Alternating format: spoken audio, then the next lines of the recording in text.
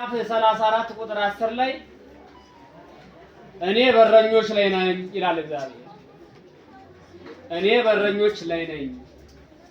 ነብዩ ሕዝቅኤልን ጌታ ይሄንን ትንቢት ሲያናግረው እንደው አይደለም። በብሉይ ኪዳን የነበሩ ነቢያት ምዕመናንን እንዲያስተማሩ፣ ምዕመናንን እንዲንከባከቡ፣ ምዕመናን ከእግዚአብሔር እንዳይለዩ ክርስቶስ ወደዚህ ዓለም እስከሚመጣ ድረስ ምዕመናንን በነቢያት አስጠብቋል፣ በነገስታት አስጠብቋል፣ በመሳፍንት አስጠብቋል። የነገስታት ዘመን አይታችኋል። መጽሐፈ ነገስት የነገስታት ዘመን ነው። መጽሐፈ መሳፍንት የመሳፍንት ዘመን ነው። ነቢያት ትንቢተ ነቢያት እያንዳንዱ ትንቢት ሲናገሩ የነበሩት ስለማን ነው?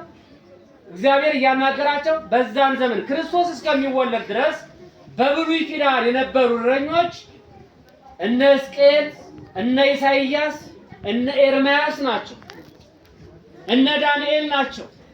አበይት ነቢያት፣ ደቂቀ ነቢያት። ከነቢያት አንዱ ሕዝቅኤል እግዚአብሔር ያናገረውን እግዚአብሔር እንዲህ ይላል እያልክ ተናገር ነው የሚለው። ስለዚህ በዚህ ምዕራፍ ውስጥ የምናገኛቸው ርዕሶች ምንድናቸው? ሐሳብ ፍሬ ሐሳቡ የሚናገረው ስለማን ነው ሲባል ስለ እረኛውና ስለ በጎቹ። ስለማን አልኳችሁ? ስለ እረኛና ስለ በጎቹ። የሚገርማችሁ ከምዕራፍ 34 አንድ ጀምራችሁ ስትመለከቱት ትንቢተ ነቢያት አውጡና ትንቢተ ሕዝቅኤልን እውት ሁላችሁ በእጃችሁ ላይ መጻፍ አለ። እግዚአብሔር እንዲህ ይላል፣ የወፈሩትን ታርዳላችሁ፣ ግን እንዲወፍሩ አታረጉ። ጸጉራቸውን እየሸለባችሁ ትሸጣላችሁ፣ ትለብሳላችሁ፣ ግን እናንተ አትንከባከቧቸው። በጎቹን በበጎች ነው ምዕመናንን በበጎች ነው የመሰለው። አንድ ገበሬ በግ ቢገዛ ምንድነው መጀመሪያ ማድረግ ያለበት? መጀመሪያ የሚያሳድርበት ቦታ ያበጅለታል። በግ ከመግዛቱ በፊት መጀመሪያ ምን ቦታ ላይ ነው ማስራት ማለት አለበት? አቅሙን ማያት አለበት። ከዛስ በኋላ የሚያሰማራበት ቦታ ሳር ከሎ ይገዛል። ከዛ በጎቹን ያሰማራል። በጎቹ አንድ ብቻ ትሁን፣ በጎች ብዙ ማረባት አለበት። ካረባ በኋላ የሚያረባበትን ቦታ ያዘጋጃል፣ የሚበሉትን ያዘጋጃል፣ የሚጠጡትን ያዘጋጃል፣ የሚያድሩበትን ደግሞ ያዘጋጃል። ከዚያስ በኋላ በጎቹ ይረባሉ። ከተንከባከቧቸው በጎቹ መልካም ደረቅ ቦታ ላይ ካደሩ፣ የሚበላ ካገኙ፣ ሳር ከበሉ፣ ውሃ ከጠጡ፣ እረኛው ተከታትሎ ቀበሮ እንዳይበላቸው ከፊታቸው ይሄድ። ከምናቸው ይሄድ? ከፊታቸው። አሁን ነው ችግሩ። አሁን የኢትዮጵያ እረኛ ከኋላ ነው ያለው፣ ጅራፍ ይዘን ተኋላ ነው ያለው። በጎቹ ከፊት ወዴት እንደሚሄዱ አተነዋል። እውነቴን ነው የምላችሁ፣ በጣም ከባድ ዘመን። እረኛ ከፊት ነው። ይሄን በኢየሩሳሌም አንድ በግ እረኛ ነበር ይላል ክርስቶስ የሚያስተምርበት ሰዓት። በጎቹን የሚመራቸው ከፊት እየተከተለ ከፊት እየቀደመ ከፊት ይቀድምና መልኩን ያውቁታል፣ ይከተሉታል። ከዛ ዘንግ አለው ያውቁታል። ዘንጉን ይሄድና ሳር የሚበላበት ቦታ ላይ ይተክልላቸዋል። ከዛ ያንን አካባቢውን ሳር ይበላሉ። ያ ሲያልቅ እንደገና ብድግ ያደርግና ዘንጉን ይዞ ወደፊት ሲሄድ ይከተላሉ። በዚህ የፈለገ ሰው ቢመጣ በመካከላቸው አይከተሉትም፣ አያዩትም። ማንን ይከተላሉ? እረኛውን ይከተላሉ። በመልካም ቦታ ላይ ነው የሚያሰማራቸው። ውሃ እንዲጠጡ ያደርጋቸዋል፣ ምግብ እንዲበሉ ያደርጋቸዋል። ደረቅ ቦታ ላይ የሚያሰማራ እያንዳንዳቸው ስም አላቸው። የበግ ስም አላቸው፣ በበሬ ስም፣ የፍየል ስም አለ እኮ በየበርኩ ስም ይወጣሉ። እና በጎቹ ስም አላቸው፣ እያንዳንዳቸው ስም አላቸው። በስማቸው ይጠራቸዋል ይላል። በስማቸው ሲጠራቸው ድምፁን ይለዩታል። በጎቹ ደግሞ የሚገርመው ነገር በጎቹ የእረኛውን ድምፁንም መልኩንም ያውቁታል። ምኑንም አልኳችሁ? ድምፁንም መልኩንም። አሁን እውነት እንደው እኔ ይገርመኛል አንዳንድ ጊዜ እውነትን ልጆቻችንን እናውቃቸው ይሆን? እኔ አዲስ አበባ ላይ ያንን ቦታ እንደምታዩት ያው ሁልጊዜ እዛው ሰፋ ያለ ቦታ ላይ ያለውና ንስሐ አባቶቻቸውን የማያውቁ ንስሐ ልጆች አሉ። ንስሐ ልጆቻቸውን የማያውቁ አባቶች አሉ። በጣም ይገርመኛል። ስለደረሰብኝ ነው። አባት ብሎ በያዘ በ15 ዓመቱ በቤቱ ሰው ይሞትበትና ይመጣል። መጥቶ ምን ቢል ጥሩ ነው? እንግዲህ መቼም ካህን የሚጠራ ማን ተብሎ ነው? የንስሐ አባቴ ነው አይደል ባል ወይም ደግሞ መምሬ ወይም ደግሞ ቄስ ሳሙኤል አይደል ባል ሰውየው ከዚህ ዓለም የሉምና ነፍሳቸውን ይማርና በቀለ ይባላል እና ስማቸውና ነፍሳቸውን በገነት ያሳርፍል ጋሼ በቀለ የሚባሉ እዚህ አሉ አለ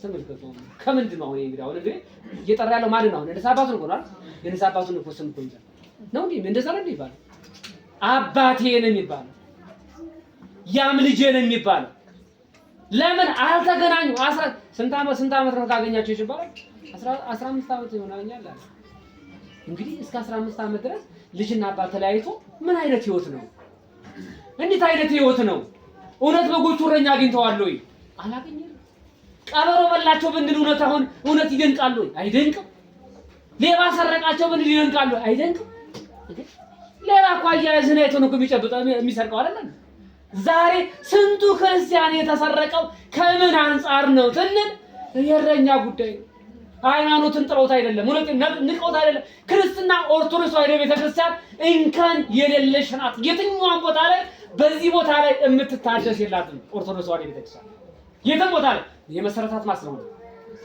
ማን ስለመሰረታት ክርስቶስ የመሰረታት ክርስትናን የመሰረተው ክርስቶስ ነው ስለዚህ የትም ቦታ ላይ የሚታደስ ነገር የላትም የትኛውም በዓል ብታከብር ልደቱን ብታከብር እሱ ራሱ ያደረገው ነው ጥምቀቱን ብታከብር ራሱ ያደረገው ነው ትንሳኤውን ብታከብር ራሱ ያደረገው ነው እያንዳንዱ እርገቱን ብታከብር ቤተክርስቲያን የእናቱንም በዓል ብታከብር ዛሬ ስደቱን እናከብረው ከእናትና ልጅ ወደ ግብጽ የተሰደዱበትን ነው እንጀራውን አዝላ የተራበችበትን ወራት ነው ውሃውን አዝራ የተጠማ በሁለት ዓመት እንዲሞት አይደለም በ30 ዓመት ልጅነት ያገኛትን ጸጋ አዳም ያችን ለመመለስ ጌታ ግድ ቀራንዮ ላይ ለመውጣት 30 ዓመት ሞላታል ልጄን ሊገሉብኝ ነው ብላ በሕፃንነቱ እንዳይገሉብኝ ብላ እመቤታችን ድንግል ማርያም ከሄሮድስ ስትሸሽ ወደ ግብጽ ተሰደደች 3 ዓመት ከመንፈቅ ተንከራተተች ስደት አስከፊ ነው ስደት ረሃብ አለው ስደት ጥም አለው ስደት ጨለማ አለው ስደት እንቅፋት አለው እመቤታችን ድንግል ማርያም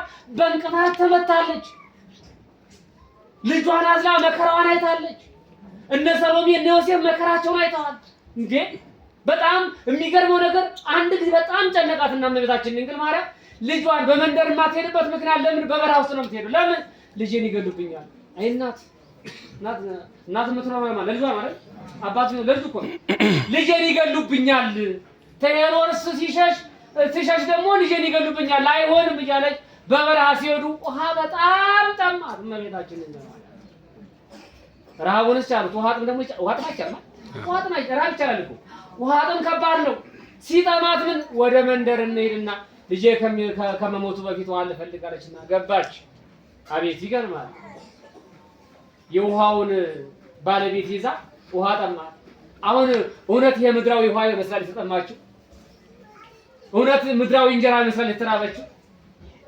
የሰውን እንጀራ እኮ ነው ሰውን ለማዳን ነው ክርስቶስ የተሸከመችው ክርስቶስን የተራበችው ሰውን ነው ጌታ የተራበው ሰውን ነው እንጂ ሁሉ በእጁ አይደለም ሰማይን ምድርን በእጁ በፍኝ ያዝ አይደለም ውቅያኖስን በእጁ እስራኤልን በባህር ላይ ከፍሎ ያሻገረ አምላክ አይደለም ውሃውን ሰቅሎ ለይኩን ብሎ ሰማይ ያደረገ አምላክ አይደለም ለምንድን ነው እንዲህ የሆነው ስንል ስለኛ ፍቅር ሰውን በመውደዱ እመቤታችን ድንግል ማርያም ይሄን ይዛን የተንከራተተችው ይሄን እንደምናስበው ይሄን ስደት ነው የምናስበው በዓል የምናከብረው እግዚአብሔር የሰራል ያደረገው ነው ስደቱን ድንግል ማርያም የአዳምን ስደት ጌታ ለምን ተሰደደ የአዳምን ስደት ለመውሰድ ድንግል ማርያም ለምን ተሰደደ የእኛን የእናቶችን ስደት የሔዋንን ስደት ለመመለስ ክርስቶስ የአዳምን ሔዋን የሔዋን ልጆች እመቤታችን ድንግል ማርያም የሔዋንን ስደት ልትመልስ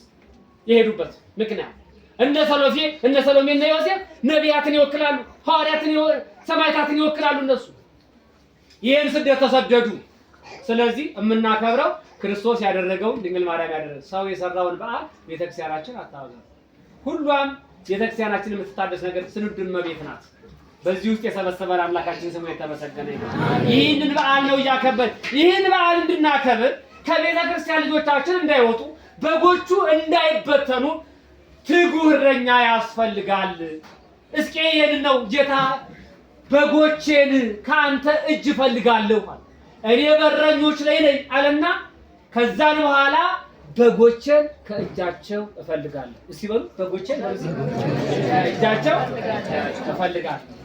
እነማን? አባቶች በደንብ ካላሰማሩ፣ በደንብ ካልተንከባከቡ፣ ንስሐ ልጆቻቸውን ካልተንከባከቡ፣ ወንጌል ካላስተማሩ፣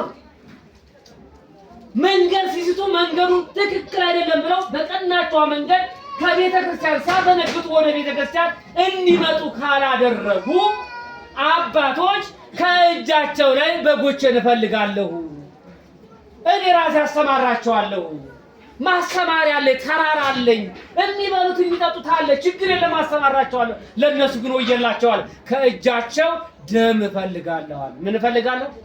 እበቀላለሁ ማለት ነው።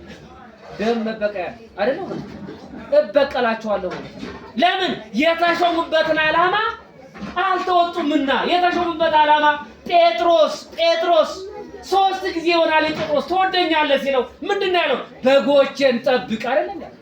በጎቼን አስተማራ። የት ነው የሚያስተማራቸው? ከቤተ ክርስቲያን እንዳይወጡ። ዛሬ ስንቶቹ ከቤተ ክርስቲያን አመልጠው ወገኖቼ አልባሌ ቦታ ላይ ይገባሉ። ምን በማጣት? እውነት ቤተ ክርስቲያን ሃይማኖቷን ንቀው ነው አይደለም። ከላይ ከቁንጮው ከላይ ከዋልታው ጀምሮ እስከ ታች እስከ መሰረቱ ድረስ የተበላሸ ስለሆነ ነው። ቤተ ክርስቲያን አልተበላሸችም፣ ግን መሪዋ ከላይ እስከ ታች ያለው ተበላሽቷል።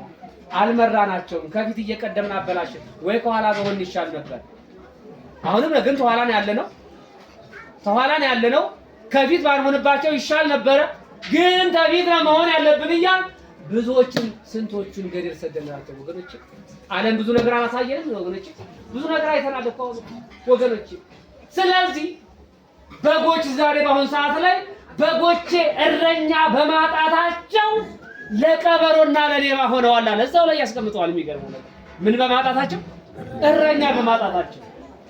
እረኛ የሌለው በግ የቀበሮ ነው። እረኛ የሌለው በግ የሌባ ነው። ወስዶ ያርደዋል፣ ይሸጠዋል ወገኖች። የሚያርፍበት አይታወቅም፣ የሚያድርበት አይታወቅም። ዛሬ ስንቱን ምዕመናን በተን ነው። አንዳንድ ጊዜ ወይ እረኛ ባልሆን ይሻል ነበርላል። ምክንያቱም እንደ ብሉይ ኪዳን እንደነበሩት እንደ ፈሪሳውያን ሊቃውንት ምን ነው እንደዛ ጊዜ አሁንም ዳግመኛ መጥቶ ጥርግርግ አድርጎ አጥፍቶ የራሱን ደግሞ ሌላ ሰው ቢሾም ወይ በመላእክት ሊያስጠብቅ ብላሉ። አልጠበቅንማ። ዛሬ ምዕመናን ይዝረናል።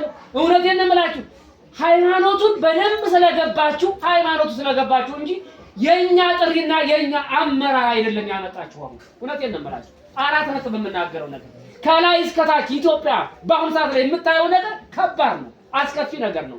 ግንስ ምዕመናን አሁን ላይ ከእረኛው ቀድመው ሄደዋል። ወደፊት የምፈራው እረኞች በጎቹ እረኛውን እንዳያግዱ፣ አሁንም እያገዱ ነው።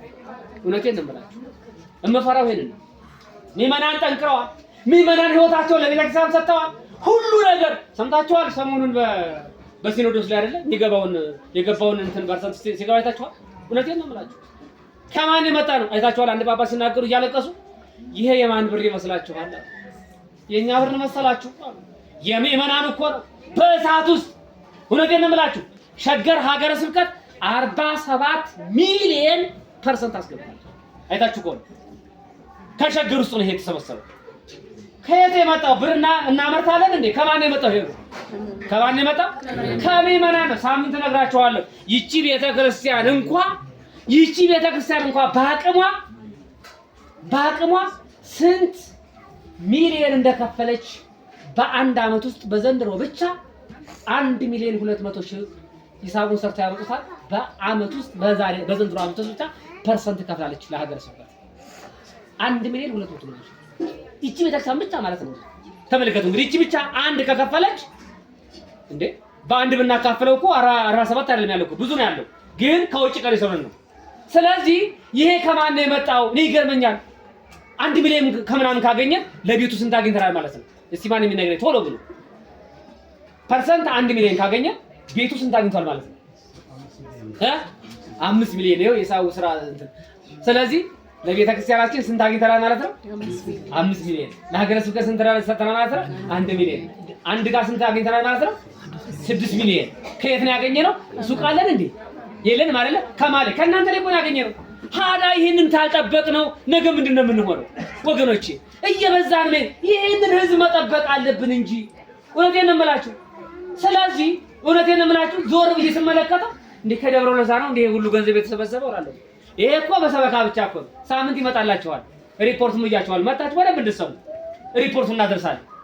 በህንጻው የፊተኞቹ ህንጻ አሰሪዎች ከ8 ሚሊዮን በላይ ከ8 ሚሊዮን 800 ሺህ ብር በላይ ሂሳብ ሰርተዋል።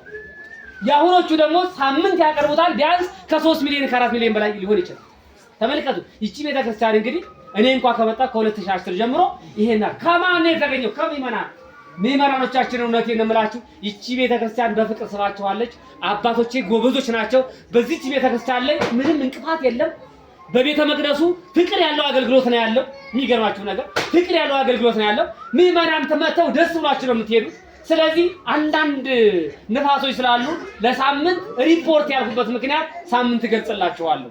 ምክንያቱም እንቅፋት እንዳንሆን ለቤተ ክርስቲያን እንቅፋት ሰው በማያውቀው ነገር የሆነ ነገር ሲገባና ለቤተ ክርስቲያን የሚመጣውን አብርሃም ቤት የሚገቡትን እንግዶች አብርሃም የድሮ እኮ አብርሃም አይደለም ኋላ ሳለ እይባላለሁ ብዬ በገባ ራሴን በድንጋይ ገመሰኝ አለ ማ ሰይጣን።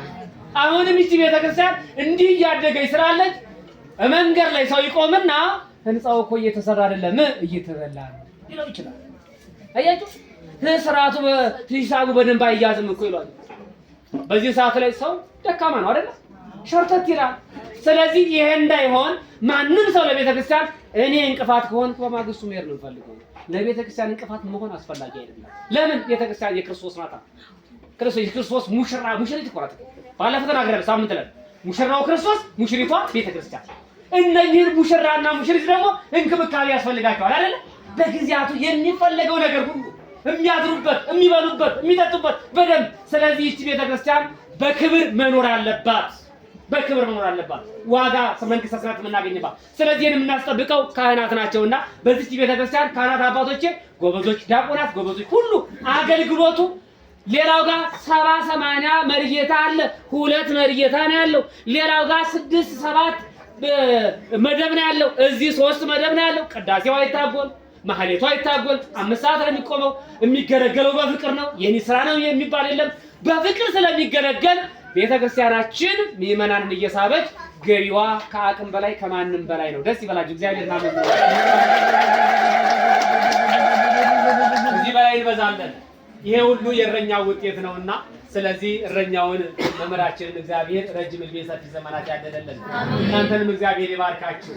ስለዚህ እረኛውም እረኝነታቸውን ተወጥተዋል፣ በጎቹም እናንተ ተከትላቸዋል። ምክንያቱም እንዲህ ካልሆነ እረኛው ላይ ከባድ ጥንቃቄ አለ። ከእጅ ደም እፈልጋለሁ ነው ያለው ሕዝቅኤል። ከእጅ ደም እፈልጋለሁ። ምክንያቱም አለ በጎቹን ሳታበላ፣ በጎቹን ሳታጠጣ፣ በጎቹን ሳታሰማራ እየሸጥክ አንተ እየበላህ እያረድክ እየበላቸው ነው፣ እየሸጥክ እየለበስክባቸው ነው ብሎ ሞክሶታል። ስለዚህ ምዕመናን ምሳሌዎቻችንን ልብሶቻችን ናችሁ። ግን ልብሶቻችንን እንድትሆኑ ምን ማድረግ አለብን? እናንተን ማስተማር አለብን። ምግቦቻችን ናችሁ። ምን መገበው ደሞዛችን ነው ይመናል። ሌላ አለን እንዴ? ርስት የላትም እኮ ካህናት እኮ ርስት የለውም እኮ። ኢያሱ ለእስራኤላውያን ርስት ሲያካፍል ለካህናት ርስት አይገባውም ማለት ለምን ሲባል ምዕመናን ናቸው የነሱ ርስት። ማነው ለርስታችን? ለኛ ምዕመናን። ምክንያቱም ካህናት ርስት ተተካፈሉ ምን ይሆናል? ወደ እርሻቸው ይሄዳሉ። ምዕመናን እረኛ አያገኙም። ስለዚህ እናንተ እረኞች ናችሁ። ምዕመናን ደግሞ ርስቶቻችሁ ናችሁ። ከርስት ላይ ደግሞ ማሽላ ይዘራበታል፣ ጤፍ ይዘራበታል፣ ገብስ ይዘራበታል፣ ስንዴ ይዘራበታል፣ ሽምብራ ይዘራበታል፣ አተር ይዘራበታል። ሁሉም ነገር ይሰጣል። ርስት አይደል? ይሰጣል አይደል? ከእናንተ ደግሞ እኛ ይሄን ሁሉ እናገኛለን። ልብሱም የእናንተ ነው፣ ጫማውም የእናንተ ነው፣ ምግባችንም የእናንተ ነው። ተያይዘን እኛ ከፊት ቀድመን መንግስተ ሰማያት የምንገባው በዚህ ነውና ሁላችንም እኛ ማደራችን እንድንወጣ እናንተም እንድትከተሉ አምላካችን ይፍቀድልን። አበዛውባችሁ ይቅርታ ይደረግልን። ሰላም እግዚአብሔር ከሁላችን ጋር ይሁን። ለዛሬ ዓመት ሰላም ያደርሳችሁ። ቤታችሁን በበረከት ይምላልን። ሀገራችንን ሰላም ያድርግልን። እኛ በእውነት በአሁኑ ሰዓት ላይ እንጀራ መጥገብ አይደለም እኮ ሽታ እንደዚህ የሚያሸቱት እኮ የጠፋቸው ሰዎች ይኖራሉ። እኛ ግን በላን፣ ጠጣን፣ ረካን፣ ጠገብን። በእውነት የለምላችሁ። ስለዚህ ይሄንን እንዳይረሳን እግዚአብሔር በእውነት መለመን ያስፈልጋል። ድንግል ማርያም መለመን ያስፈልጋል። ለሌሎች ደግሞ ለተራቡት ደግሞ እንጸልይላቸው። ሰላም ላጡት እንጸልይላቸው። በሰላም በሀገር ሰላም ነው ሰላም እናገኘው እንዳይመስላችሁ። ሌላ ጋር ያለው ሰላም እዚህ ያለው ሰላም ሌላ ጋር ካልተራመደ ከባድ ነው። ለዚህ ነው ነብዩ እስቄል ይመስለኛል ነብዩ ኤርምያስ ነው እሱ ሰላም አለ ሀገር እስመ ወጸልዩ በእንቲሃ እስመ በሰላም እዚያ ይከውን ሰላም። ስለ ሀገር ሰላም ጸልዩዋል እንጸልይ። ስለ ሀገር ሰላም ከጸለያችሁ አለ በዛች ሰላም የእናንተ ሰላም ይታወጃል። ሰላም የሚገኘው ሰላም ሆነን የምናድረው አገር ሰላም ስትሆን ወገኖቼ። የሀገር ጉዳይ በአሁን ሰዓት ላይ ከባድ ነውና ለሀገራችን እንጸልይ ወገኖቼ። ለቤተክርስቲያናችን እንጸልይ፣ ለሀገራችን እንጸልይ። በየትም ያለው የአዳም ልጆች አንድ ርስ መንግስተ ሰማያት ነች ያለችን፣ ሌላ ቦታ የለንም። በቋንቋ ብንለያይ፣ በመልክ ብንለያይ፣ በሀገር ብንለያይ አንድ ርስት ብቻ ነች ያለችው፣ እሷም መንግስተ ሰማያት ነው። እሱንም የሚዋርሰን ክርስቶስ ነው። ሁላችንም የክርስቶስ ልጆች ነን ወገኖቼ። ስለዚህ በአንድ ሀሳብ ሆነን እግዚአብሔርን እያመለክን በፍቅር ኖረን ሀገራችንን ሰላሟን እንዲመጣልን እየጸለይን ነው። አምላካችን ይከልልን፣ ቤታችሁ በበረከት ይምላ። ወላዲተ አምላክ ድንግል ማርያም ቤታችሁን ትባርክልን። የልጇ ቸርነት የሷ አማላጅነት አይለየን። አባታችን ስልጣዊ መንግስቱ እግዚአብሔር በቀኙ አቁሞ እናንተ የአባቴ ቡሩካን ባለ ጊዜ እሳቸው ከፊት ቀድመው እናንተ ከኋላ ተከተላችሁ ርስት መንግስት ሰማያት እንድንወርስ አምላካችን ይፍቀድልን። ረጅም ዕድሜ ሰፊ ዘመናት ያድልልን። ሁላችሁም ልጆቻችሁን እንደዚሁ የበረከት ተሳታፊ አድርጓቸው። ሀገራችንን ሰላም ያድርግልን። ህንጻ ቤተክርስቲያናችንን በሰፊ ጀመረናል። ይህን ህንጻ ቤተክርስቲያን እግዚአብሔር አስጨርሷል። በዛ ውስጥ ገብተን ደግሞ ሁላችንም የመጨረሻው ቃሌ ስጋውን እንድንበላ በሉስ ስጋውን እንበላ አሰማሁ ስጋውን እንድንበላ ደሙን እንድንጠጣ አምላካችን ይፍቀድ። ማርያም በአማላጅቷ አትለየን። አሜን። ይሄንዋ መጨረሻው መደምደሚያችን ስላበላን ስላጠጣን በሬ ስላጋደምን ጠጅ ስላጠጣን መንግስተ ሰማያት መውረስ አይቻልም። ምንድነው ቢሆን ኖሮ ባለ ሀብቶች ብቻ መንግስተ ሰማያትን ገዝታችሁ ብቻ ነበር። ስለዚህ መንግስተ ሰማያት የምንወርሰው ስጋውን በልተን ደሙን ጠጥተን ነውና ንስሐ ገብተን ስጋውን በልተን ደሙን እንጠጣ። አምላካችን ይፍቀድልን። አባታችን ሆይ ሰማያት የምትኖር ስምህ ይቀደስ፣ መንግስትህ ትምጣ፣ ፈቃድህ በሰማይ እንዲሁ በምድር ትሁን። የዕለት እንጀራችንን ስጠን፣ በደላችንን ይቅር በለን እኛም በደል ይቅር እንደምንል፣ አቤቱ ወደ ፈተና አታግባን ከክፉ አድነን እንጂ መንግሥት ያንተ ናትና ኃይል፣ ምስጋና ለዘላለሙ አሜን። እመቤታችን ቅድስት ድንግል ማርያም ሆይ በመልአኩ በቅዱስ ገብርኤል ሰላምታ ሰላም እንልሻለን። በሐሳብሽ ድንግል ነሽ፣ በሥጋሽም ድንግል ነሽ። የአሸናፊ እግዚአብሔር እናት ሆይ ሰላምታ ላንቺ ይገባሻል። ከሴቶች ሁሉ ተለይተሽ አንቺ የተባረክሽ ነሽ፣ የማኅፀንሽ ፍሬ የተባረከ ነው። ጸጋን የተመላሽ ቅድስት ሆይ ደስ ይበልሽ፣ ልዑል እግዚአብሔር ከአንቺ ጋር ነውና ከተወደደው ልጅሽ ከጌታችን ከመድኃኒታችን ከኢየሱስ ክርስቶስ ዘንድ ይቅርታና ምሕረትን ለምኝልን ኃጢአታችንን ያስተሰርይልን ለዘላለሙ አሜን። ወፍጡሃነ ወንጹሃነ ኃጢአት ይደሴነ ርሴኩን ድለዋነ ለመንግሥተ ሰማያት እግዚኦ መሐረነ ክርስቶስ እንበል 12 በእንተ እግዝእትነ ማርያም መሐረነ ክርስቶስ እንበል 12 ኦቶካፌ ንስሐ ወሰራ ኃጢአት ኢየሱስ ክርስቶስ ሰራይ ኃጢአቴ ወኃጢአተ ኩሉ ሕዝብከ እማይሰራ ኃጢአት እግዚአብሔር ይፍታ። እግዚአብሔር ይባርካችሁ። በሁለት ዓመት እንዲሞት አይደለም በ30 ዓመት ልጅነት ያገኛትን ጸጋ አዳም ያችን ለመመለስ ጌታ ግድ ቀራንዮ ላይ ለመውጣት 30 ዓመት ሞላታል። ልጄን ሊገሉብኝ ነው ብላ በሕፃንነቱ እንዳይገሉብኝ ብላ እመቤታችን ድንግል ማርያም ከሄሮድስ ስትሸሽ ወደ ግብፅ ተሰደደች። 3 ዓመት ከመንፈቅ ተንከራተተች። ስደት አስከፊ ነው። ስደት ረሃብ አለው። ስደት ጥም አለው። ስደት ጨለማ አለው። ስደት እንቅፋት አለው። እመቤታችን ድንግል ማርያም በእንቅፋት ተመታለች። ልጇን አዝላ መከራዋን አይታለች። እነ ሰሎሜ እነ ዮሴፍ መከራቸውን አይተዋል። እንዴ በጣም የሚገርመው ነገር አንድ ጊዜ በጣም ጨነቃትና እመቤታችን ድንግል ማርያም ልጇን በመንደር የማትሄድበት ምክንያት ለምን በበረሃ ውስጥ ነው የምትሄደው? ለምን ልጄን ይገሉብኛል። አይ እናት የምትኖረው ማለት ለልጇ ማለት አባት ነው ለልጁ እኮ ልጄን ይገሉብኛል። ሄሮድስ ሲሸሽ ደግሞ ልጄን ይገሉብኛል አይሆንም እያለች በበረሃ ሲሄዱ ውሃ በጣም ጠማት። እመቤታችን ነው ረሃቡንስ ቻሉት። ውሃ ጥም ደግሞ ውሃ ጥም አይቻልም። ውሃ ጥም አይቻልም። ረሃብ ይቻላል እኮ ውሃ ጥም ከባድ ነው። ሲጠማት ምን ወደ መንደር እንሄድና ልጄ ከመሞቱ በፊት ውሃ ልፈልጋለችና ገባች። አቤት ይገርማል። የውሃውን ባለቤት ይዛ ውሃ ጠማት። አሁን እውነት የምድራዊ ውሃ ይመስላል የተጠማችው? እውነት ምድራዊ እንጀራ ይመስላል የተራበችው? የሰውን እንጀራ እኮ ነው፣ ሰውን ለማዳን ነው ክርስቶስ የተሸከመችው። ክርስቶስን የተራበችው ሰውን ነው፣ ጌታ የተራበው ሰውን ነው እንጂ ሁሉ በእጁ አይደለም። ሰማይን ምድርን በእጁ በፍኝ ያዝ አይደለም። ውቅያኖስን በእጁ እስራኤልን በባህር ላይ ከፍሎ ያሻገረ አምላክ አይደለም። ውሃውን ሰቅሎ ለይኩን ብሎ ሰማይ ያደረገ አምላክ አይደለም። ለምንድን ነው እንዲህ የሆነው ስንል ስለኛ ፍቅር ሰውን በመውደዱ እመቤታችን ድንግል ማርያም ይህን ይዛ ነው የተንከራተተችው። ይህን ነው የምናስበው፣ ይህን ስደት ነው የምናስበው። በዓል የምናከብረው እግዚአብሔር የሰራል ያደረገውን ነው። ስደቱን ድንግል ማርያም የአዳምን ስደት ጌታ ለምን ተሰደደ? የአዳምን ስደት ለመውሰድ። ድንግል ማርያም ለምን ተሰደደ? የእኛን የእናቶችን ስደት የሔዋንን ስደት ለመመለስ። ክርስቶስ የአዳምን ሔዋን የሔዋን ልጆች እመቤታችን ድንግል ማርያም የሔዋንን ስደት ልትመልስ የሄዱበት ምክንያት እነ ሰሎሜ እና ዮሴፍ ነቢያትን ይወክላሉ፣ ሐዋርያትን ሰማዕታትን ይወክላሉ። እነሱ ይሄን ስደት ተሰደዱ። ስለዚህ የምናከብረው ክርስቶስ ያደረገውን ድንግል ማርያም ያደረገው ሰው የሰራውን በዓል ቤተክርስቲያናችን አታውቅም። ሁሏም ቤተክርስቲያናችን የምትታደስ ነገር ስንዱ እመቤት ናት። በዚህ ውስጥ የሰበሰበን አምላካችን ስሙ የተመሰገነ ይሁን። ይህንን በዓል ነው እያከበር ይህን በዓል እንድናከብር ከቤተክርስቲያን ልጆቻችን እንዳይወጡ በጎቹ እንዳይበተኑ ትጉህ እረኛ ያስፈልጋል። እስኪ ይሄን ነው ጌታ በጎቼን ከአንተ እጅ እፈልጋለሁ እኔ በረኞች ላይ ነኝ አለና ከዛን በኋላ በጎቼን ከእጃቸው እፈልጋለሁ። እስኪ በሉ በጎቼን ከእጃቸው እፈልጋለሁ። እነማን?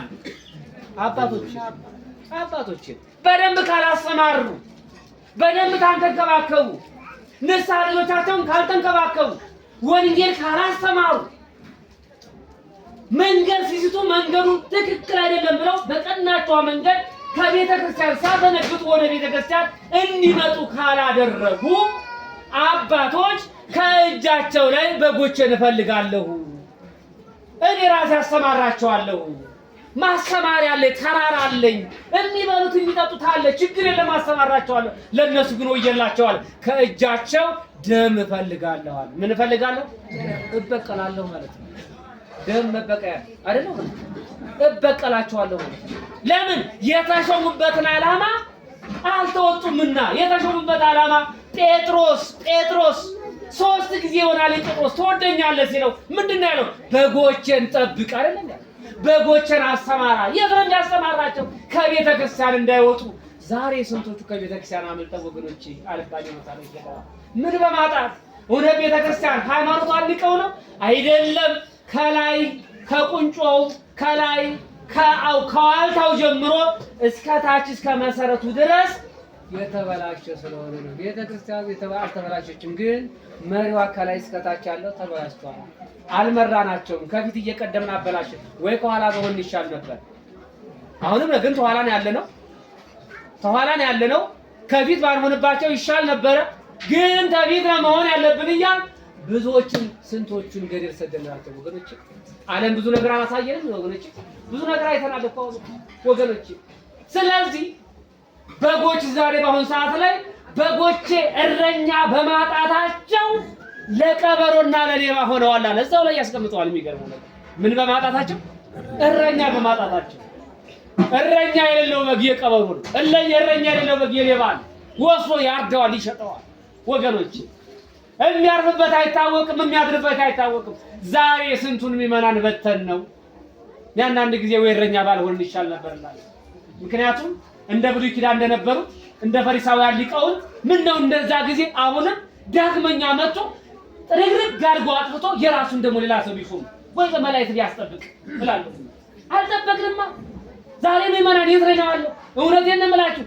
ሃይማኖቱን በደንብ ስለገባችሁ እንጂ የኛ ጥሪና የኛ አመራር አይደለም ያመጣችሁ። አሁን እውነቴን ነው የምላችሁ። 4 ነጥብ የምናገረው ነገር ከላይ እስከ ታች ኢትዮጵያ በአሁኑ ሰዓት ላይ የምታየው ነገር ከባድ ነው፣ አስከፊ ነገር ነው። ግንስ ምዕመናን አሁን ላይ ከእረኛው ቀድመው ሄደዋል። ወደፊት የምፈራው እረኞች በጎቹ እረኛውን እንዳያግዱ፣ አሁንም እያገዱ ነው። እውነቴን ነው የምላችሁ፣ የምፈራው ይሄንን ነው። ምዕመናን ጠንክረዋል። ምዕመናን ህይወታቸውን ለቤተክርስቲያን ሰጥተዋል። ሁሉ ነገር ሰምታችኋል። ሰሞኑን በሲኖዶስ ላይ አይደለ የገባውን እንትን ፐርሰንት ሲገባ አይታችኋል። እውነቴን ነው የምላችሁ። ከማን የመጣ ነው አይታችኋል። አንድ ጳጳስ ሲናገሩ እያለቀሱ ይሄ የማን ብር ይመስላችኋል? የኛ ብር መሰላችሁ? የምዕመናን እኮ ነው በእሳት ውስጥ። እውነቴን ነው የምላችሁ። ሸገር ሀገረ ስብከት 47 ሚሊዮን ፐርሰንት አስገብታለች። አይታችሁ ከሆነ ከሸገር ውስጥ ነው ይሄ የተሰበሰበው። ከየት የመጣው ብርና እናመርታለን እንዴ? ከማን የመጣው ይሄ? ከማን የመጣው? ከምዕመናን ነው። ሳምንት ነግራችኋለሁ። ይቺ ቤተክርስቲያን እንኳን በአቅሟ ስንት ሚሊዮን እንደከፈለች በአንድ አመት ውስጥ በዘንድሮ ብቻ 1,200,000 ሂሳቡን ሰርተው ያመጡታል። በአመት ውስጥ በዘንድሮ አመት ውስጥ ብቻ ፐርሰንት ከፍላለች ለሀገረ ስብከት 1,200,000 ይቺ ቤተክርስቲያን ብቻ ማለት ነው። ተመልከቱ እንግዲህ ይቺ ብቻ አንድ ከከፈለች እንዴ በአንድ ብናካፍለው እኮ 47 አይደለም ያለው እኮ ብዙ ነው ያለው፣ ግን ከውጭ ቀሪ ሰው ነው። ስለዚህ ይሄ ከማን ነው የመጣው? እኔ ይገርመኛል። 1 ሚሊዮን ከምናምን ካገኘ ለቤቱ ስንት አግኝተናል ማለት ነው? እስቲ ማን የሚነግረኝ ቶሎ ብሎ ፐርሰንት 1 ሚሊዮን ካገኘ ቤቱ ስንት አግኝቷል ማለት ነው? 5 ሚሊዮን ነው የሳው ስራ እንትን። ስለዚህ ለቤተ ክርስቲያናችን ስንት አግኝተናል ማለት ነው? 5 ሚሊዮን። ለሀገረ ስብከት ስንት ሰጥተናል ማለት ነው? 1 ሚሊዮን። አንድ ጋር ስንት አግኝተናል ማለት ነው? 6 ሚሊዮን። ከየት ነው ያገኘነው? ሱቅ አለን እንዴ? የለንም አይደለ? ከማለ ከእናንተ ላይ ቆይ ያገኘነው። ታዲያ ይሄንን ታልጠበቅነው ነገ ምንድነው የምንሆነው? ወገኖቼ እየበዛን ነው። ይሄንን ህዝብ መጠበቅ አለብን እንጂ እውነቴን ነው የምላችሁ። ስለዚህ እውነቴን ነው የምላችሁ። ዞር ብዬ ስመለከተው እንዴ ከደብረ ለዛ ነው እንዴ ሁሉ ገንዘብ የተሰበሰበው እላለሁ። ይሄ እኮ በሰበካ ብቻ እኮ ሳምንት ይመጣላችኋል። ሪፖርቱም እያችኋል። መጣችሁ በደንብ እንድትሰሙ ሪፖርቱን እናደርሳለን። በህንጻው የፊተኞቹ ህንጻ አሰሪዎች ከ8 ሚሊዮን በላይ ከ8 ሚሊዮን 800 ሺህ ብር በላይ ሂሳብ ሰርተዋል።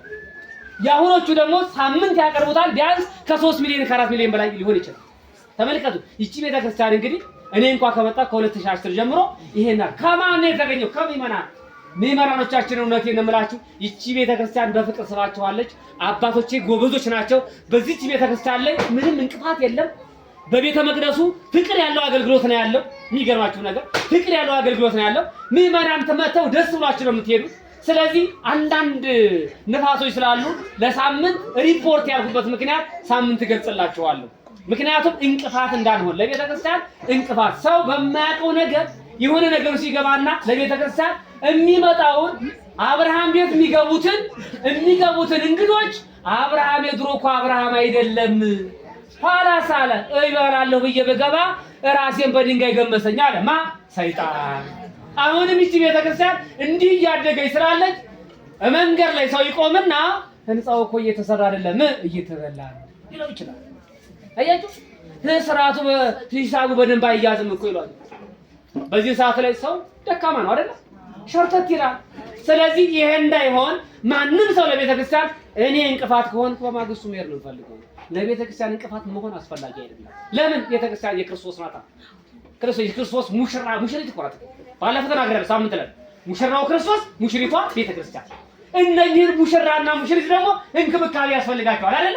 በጊዜያቱ የሚፈለገው ነገር ሁሉ የሚያድሩበት፣ የሚበሉበት፣ የሚጠጡበት በደንብ። ስለዚህ ይህች ቤተክርስቲያን በክብር መኖር አለባት። ዋጋ መንግስተ ሰማያት የምናገኝባት። ስለዚህ የምናስጠብቀው ካህናት ናቸውና በዚህች ቤተክርስቲያን ካህናት አባቶቼ ጎበዞች፣ ዲያቆናት ጎበዞች ሁሉ አገልግሎቱ ሌላው ጋር 70-80 መርጌታ አለ።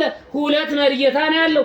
ሌላው ጋር 6-7 መደብ ነው ያለው። እዚህ 3 መደብ ነው ያለው። ቅዳሴው አይታጎል፣ ማህሌቱ አይታጎል። 5 ሰዓት ነው የሚቆመው። የሚገለገለው በፍቅር ነው። የኔ ስራ ነው የሚባል የለም። በፍቅር ስለሚገለገል ቤተክርስቲያናችን ምዕመናንን እየሳበች ገቢዋ ከአቅም በላይ ከማንም በላይ ነው። ደስ ይበላችሁ። እግዚአብሔር ታመነ እዚህ በላይ እንበዛለን። ይሄ ሁሉ የእረኛ ውጤት ነውና ስለዚህ እረኛውን መምህራችንን እግዚአብሔር ረጅም ዕድሜ ሰፊ ዘመናት ያደለልን፣ እናንተንም እግዚአብሔር ይባርካችሁ። ስለዚህ እረኛውም እረኝነታቸውን ተወጥተዋል፣ በጎቹም እናንተ ተከትላቸዋል። ምክንያቱም እንዲህ ካልሆነ እረኛው ላይ ከባድ ጥንቃቄ አለ። ከእጅ ደም እፈልጋለሁ ነው ያለው ሕዝቅኤል። ከእጅ ደም እፈልጋለሁ። ምክንያቱም አለ በጎቹን ሳታበላ፣ በጎቹን ሳታጠጣ፣ በጎቹን ሳታሰማራ እየሸጥክ አንተ እየበላ እያረድክ እየበላቸው ነው፣ እየሸጥክ እየለበስክባቸው ነው ብሎ ሞክሶታል። ስለዚህ ምዕመናን ምሳሌዎቻችንን ልብሶቻችን ናችሁ። ግን ልብሶቻችን እንድትሆኑ ምን ማድረግ አለብን? እናንተን ማስተማር አለብን። ምግቦቻችን ናችሁ የምንመገበው፣ ደሞዛችን ምዕመናን። ሌላ አለን እንዴ? ርስት የላትም እኮ ካህናት እኮ ርስት የለውም እኮ። ኢያሱ ለእስራኤላውያን ርስት ሲያካፍል ለካህናት ርስት አይገባውም አለ።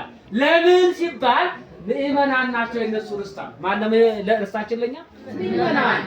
ምክንያቱም ካህናት ርስት ተተካፈሉ ምን ይሆናል? ወደ እርሻቸው ይሄዳሉ። ምዕመናን እረኛ አያገኙም። ስለዚህ እናንተ እረኞች ናችሁ፣ ምዕመናን ደግሞ ርስቶቻችሁ ናችሁ። ከርስት ላይ ደግሞ ማሽላ ይዘራበታል፣ ጤፍ ይዘራበታል፣ ገብስ ይዘራበታል፣ ስንዴ ይዘራበታል፣ ሽምብራ ይዘራበታል፣ አተር ይዘራበታል። ሁሉም ነገር ይሰጣል። ርስት አይደል? ይሰጣል አይደል?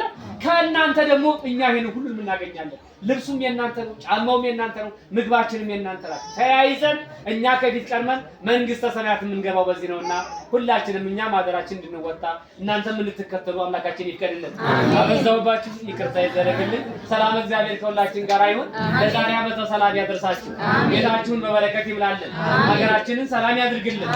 እኛ በእውነት በአሁኑ ሰዓት ላይ እንጀራ መጥገብ አይደለም እኮ ሽታ እንደዚህ የሚያሸቱት እኮ የጠፋቸው ሰዎች ይኖራሉ። እኛ ግን በላን፣ ጠጣን፣ ረካን፣ ጠገብን። በእውነት የለምላችሁ። ስለዚህ ይሄንን እንዳይረሳን እግዚአብሔር በእውነት መለመን ያስፈልጋል። ድንግል ማርያም መለመን ያስፈልጋል። ለሌሎች ደግሞ ለተራቡት ደግሞ እንጸልይላቸው፣ ሰላም ላጡት እንጸልይላቸው። በሰላም በሀገር ሰላም ነው ሰላም እናገኘው እንዳይመስላችሁ። ሌላ ጋር ያለው ሰላም እዚህ ያለው ሰላም ሌላ ጋር ካልተራመደ ከባድ ነው። ለዚህ ነው ነብዩ ሕዝቅኤል ይመስለኛል ነብዩ ኤርምያስ ነው ህሱ ሰላም አለ ሀገር እስመ ወጸልዩ በእንቲሃ እስመ በሰላም እዚያ ይከውን ሰላም። ስለ ሀገር ሰላም ጸልዩዋል። እንጸልይ ስለ ሀገር ሰላም። ስለ ሀገር ሰላም ከጸለያችሁ አለ በዛች ሰላም የእናንተ ሰላም ይታወጃል። ሰላም የሚገኘው ሰላም ሆነን የምናድረው አገር ሰላም ስትሆን ወገኖቼ። የሀገር ጉዳይ በአሁኑ ሰዓት ላይ ከባድ ነውና ለሀገራችን እንጸልይ ወገኖቼ። ለቤተ ክርስቲያናችን እንጸልይ፣ ለሀገራችን እንጸልይ። በየትም ያለው የአዳም ልጆች አንድ ርስ መንግስተ ሰማያት ነች ያለችን፣ ሌላ ቦታ የለንም። በቋንቋ ብንለያይ፣ በመልክ ብንለያይ፣ በሀገር ብንለያይ አንድ ርስት ብቻ ነች ያለችው፣ እሷም መንግስተ ሰማያት ነው። እሱንም የሚዋርሰን ክርስቶስ ነው። ሁላችንም የክርስቶስ ልጆች ነን ወገኖቼ። ስለዚህ በአንድ ሀሳብ ሆነን እግዚአብሔርን እያመለክን በፍቅር ኖረን ሀገራችንን ሰላሟን እንዲመጣልን እየጸለይን ነው። አምላካችን ይከልልን፣ ቤታችሁ በበረከት ይምላ። ወላዲተ አምላክ ድንግል ማርያም ቤታችሁን ትባርክልን። የልጇ ቸርነት የሷ አማላጅነት አይለየን። አባታችን ስልጣናዊ መንግስቱ እግዚአብሔር በቀኙ አቁሞ እናንተ የአባቴ ቡሩካን ባለ ጊዜ እሳቸው ከፊት ቀድመው እናንተ ከኋላ ተከተላችሁ ርስት መንግስተ ሰማያት እንድንወርስ አምላካችን ይፍቀድልን። ረጅም ዕድሜ ሰፊ ዘመናት ያድልልን። ሁላችሁም ልጆቼ ሁላችሁም ልጆቻችሁን እንደዚሁ የበረከት ተሳታፊ አድርጓቸው። ሀገራችንን ሰላም ያድርግልን። ህንጻ ቤተክርስቲያናችንን በሰፊ ጀመረናል። ይህን ህንጻ ቤተክርስቲያን እግዚአብሔር አስጨርሷል። በዛ ውስጥ ገብተን ደግሞ ሁላችንም የመጨረሻው ቃሌ ስጋውን እንድንበላ በሉስ ስጋውን እንበላ ሰማሁ ስጋውን እንድንበላ ደሙን እንድንጠጣ አምላካችን ይፍቀድልን። አምላካችን ይፍቀድልን። ማርያም በአማላጅቷ አትለየን። አሜን። ይሄ ነው መጨረሻው መደምደሚያችን። ስላበላን ስላጠጣን በሬ ስላጋደምን ጠጅ ስላጠጣን መንግስተ ሰማያት መውረስ አይቻልም። ምንድነው ቢሆን ኖሮ ባለ ሀብቶች ብቻ መንግስተ ሰማያትን ገዝተው ቁጭ ነበር። ስለዚህ መንግስተ ሰማያት የምንወርሰው ስጋውን በልተን ደሙን ጠጥተን ነውና ንስሐ ገብተን ስጋውን በልተን ደሙን እንጠጣ። አምላካችን ይፍቀድልን። አባታችን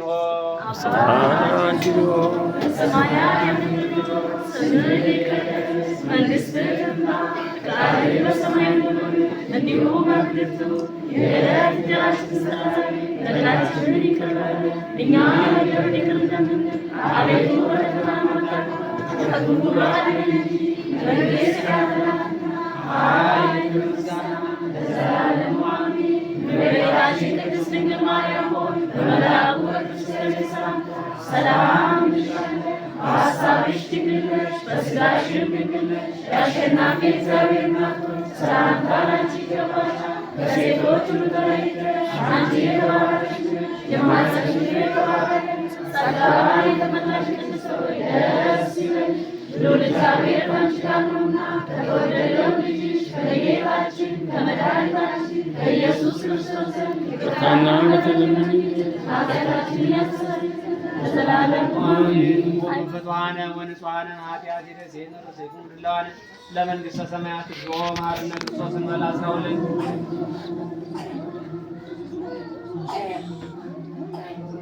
በእንተ እግዝእትነ ማርያም መሐረነ ክርስቶስ እንበል 12 ኦቶ ካፌ ንስሐ ወሰራ ኃጢአት ኢየሱስ ክርስቶስ ሰራይ ኃጢአቴ ወኃጢአተ ኩሉ ሕዝብከ የማይሰራ ኃጢአት እግዚአብሔር ይፍታ። እግዚአብሔር ይባርካችሁ። 34 ቁጥር 10 ላይ እኔ በረኞች ላይ ነኝ ይላል እግዚአብሔር። እኔ በረኞች ላይ ነኝ። ነቢዩ ሕዝቅኤልን ጌታ ይህንን ትንቢት ሲያናግረው እንደው አይደለም። በብሉይ ኪዳን የነበሩ ነቢያት ምዕመናንን እንዲያስተማሩ፣ ምዕመናንን እንዲንከባከቡ፣ ምዕመናን ከእግዚአብሔር እንዳይለዩ ክርስቶስ ወደዚህ ዓለም እስከሚመጣ ድረስ ምዕመናንን በነቢያት አስጠብቋል፣ በነገስታት አስጠብቋል፣ በመሳፍንት አስጠብቋል። የነገስታት ዘመን አይታችኋል። መጽሐፈ ነገስት የነገስታት ዘመን ነው። መጽሐፈ መሳፍንት የመሳፍንት ዘመን ነው። ነቢያት ትንቢተ ነቢያት እያንዳንዱ ትንቢት ሲናገሩ የነበሩት ስለማን ነው? እግዚአብሔር እያናገራቸው በዛን ዘመን ክርስቶስ እስከሚወለድ ድረስ በብሉይ ኪዳን የነበሩ እረኞች እነ ሕዝቅኤል፣ እነ ኢሳይያስ፣ እነ ኤርምያስ ናቸው። እነ ዳንኤል ናቸው። አበይት ነቢያት፣ ደቂቀ ነቢያት።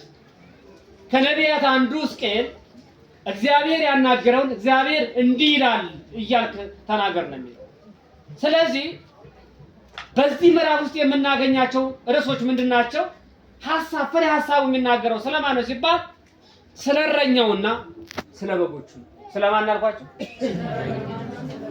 ስለ እረኛና ስለ በጎቹ። የሚገርማችሁ ከምዕራፍ 34 አንድ ጀምራችሁ ስትመለከቱት ትንቢተ ነቢያት አውጡና ትንቢተ ሕዝቅኤልን እውት ሁላችሁ በእጃችሁ ላይ መጻፍ አለ።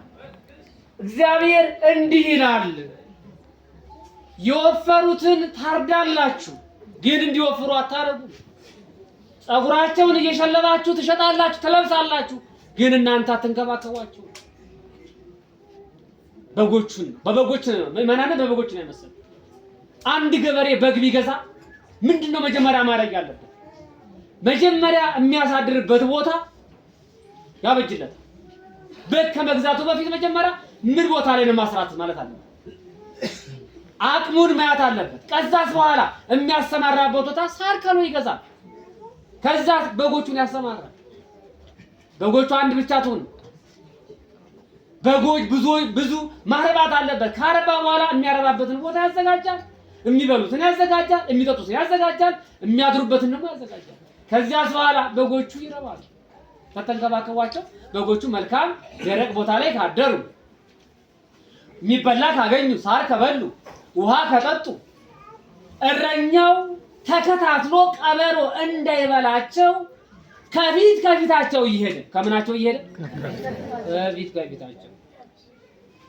አሁን ነው ችግሩ። አሁን የኢትዮጵያ እረኛ ከኋላ ነው ያለው፣ ጅራፍ ይዘን ከኋላ ነው ያለው። በጎቹ ከፊት ወዴት እንደሚሄዱ አተነዋል። እውነቴን ነው የምላችሁ፣ በጣም ከባድ ዘመን። እረኛ ከፊት ነው። ይሄን በኢየሩሳሌም አንድ በግ እረኛ ነበር ይላል ክርስቶስ የሚያስተምርበት ሰዓት። በጎቹን የሚመራቸው ከፊት እየተከተለ ከፊት እየቀደመ ከፊት ይቀድምና መልኩን ያውቁታል፣ ይከተሉታል። ከዛ ዘንግ አለው ያውቁታል። ዘንጉን ይሄድና ሳር የሚበላበት ቦታ ላይ ይተክልላቸዋል። ከዛ ያንን አካባቢውን ሳር ይበላሉ። ያ ሲያልቅ እንደገና ብድግ ያደርግና ዘንጉን ይዞ ወደፊት ሲሄድ ይከተላሉ። በዚህ የፈለገ ሰው ቢመጣ በመካከላቸው አይከተሉትም፣ አያዩትም። ማንን ይከተላሉ? እረኛውን ይከተላሉ። በመልካም ቦታ ላይ ነው የሚያሰማራቸው። ውሃ እንዲጠጡ ያደርጋቸዋል፣ ምግብ እንዲበሉ ያደርጋቸዋል። ደረቅ ቦታ ላይ የሚያሰማ እያንዳንዳቸውን ስም አላቸው። የበግ ስም አላቸው። በበሬ ስም፣ የበግ የፍየል ስም አለ እኮ በየበርኩ ስም ይወጣሉ። እና በጎቹ ስም አላቸው። እያንዳንዳቸው ስም አላቸው። በስማቸው ይጠራቸዋል ይላል። በስማቸው ሲጠራቸው ድምፁን ይለዩታል። በጎቹ ደግሞ የሚገርመው ነገር በጎቹ የእረኛውን ድምፁንም መልኩንም ያውቁታል። ምኑንም አልኳቸው? ድምፁንም መልኩንም። አሁን እውነት እንደው እኔ ይገርመኛል አንዳንድ ጊዜ እውነትን ልጆቻችንን እናውቃቸው ይሆን? እኔ አዲስ አበባ ላይ አንዳንድ ቦታ እንደምታዩት ያው ሁልጊዜ እዛው ሰፋ ያለ ቦታ ላይ ያለውና ንስሐ አባቶቻቸውን የማያውቁ ንስሐ ልጆች አሉ። ንስሐ ልጆቻቸውን የማያውቁ አባቶች አሉ። በጣም ይገርመኛል። ስለደረሰብኝ ነው። አባት ብሎ በያዘ በ15 ዓመቱ በቤቱ ሰው ይሞትበትና ይመጣል። መጥቶ ምን ቢል ጥሩ ነው እንግዲህ መቼም ካህን የሚጠራ ማን ተብሎ ነው? የንስሐ አባቴ ነው አይደል ባል፣ ወይም ደግሞ መምሬ ወይም ደግሞ ቄስ ሳሙኤል አይደል ባል። ሰውየው ከዚህ ዓለም የሉምና ነፍሳቸውን ይማርና በቀለ ይባላል እና ስማቸውና ነፍሳቸውን በገነት ያሳርፍልን። ጋሼ በቀለ የሚባሉ እዚህ አሉ አለ። ተመልከቱ ከምንድን ነው እንግዲህ አሁን እንግዲህ እየጠራ ያለው ማለት ነው። የንስሐ አባቱን ነው አይደል? የንስሐ አባቱን እኮ ስም እኮ ይላል ነው እንዴ? እንደዛ ነው ይባላል። አባቴ ነው የሚባለው፣ ያም ልጄ ነው የሚባለው። ለምን አልተገናኙ? ስንት ዓመት ነው ካገኛቸው ይባላል? 15 ዓመት ይሆናል አለ። እንግዲህ እስከ 15 ዓመት ድረስ ልጅና አባት ተለያይቶ ምን አይነት ህይወት ነው? እንዴት አይነት ህይወት ነው? እውነት በጎቹ እረኛ አግኝተዋል ወይ? አላገኘም። ቀበሮ በላቸው ብንል እውነት አሁን እውነት ይደንቃል ወይ? አይደንቅም። ሌባ ሰረቃቸው ብንል ይደንቃል ወይ? አይደንቅም። ሌባ እኮ አያያዝን አይቶ ነው የሚጨብጠው የሚሰርቀው አይደለም። ዛሬ ስንቱ ክርስቲያን የተሰረቀው ከምን አንጻር ነው ስንል የእረኛ ጉዳይ ነው። ሃይማኖትን ጥለውት አይደለም፣ እውነት ንቀውት አይደለም። ክርስትና ኦርቶዶክስ ተዋሕዶ ቤተክርስቲያን እንከን የሌለሽ ናት። የትኛውም ቦታ ላይ በዚህ ቦታ ላይ የምትታደስ የላትም ኦርቶዶክስ ተዋሕዶ ቤተክርስቲያን የትም ቦታ ላይ። የመሰረታት ማስረው ማን ስለመሰረታት? ክርስቶስ የመሰረታት።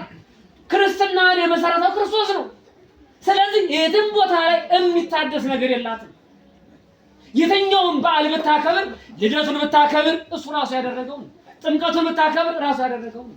ትንሣኤውን ብታከብር ራሱ ያደረገው ነው። እያንዳንዱ እርገቱን ብታከብር ቤተክርስቲያን የእናቱንም በዓል ብታከብር ዛሬ ስደቱን የምናከብረው ከእናትና ልጅ ወደ ግብጽ የተሰደዱበትን ነው። እንጀራውን አዝላ የተራበችበትን ወራት ነው። ውሃውን አዝላ የተጠማ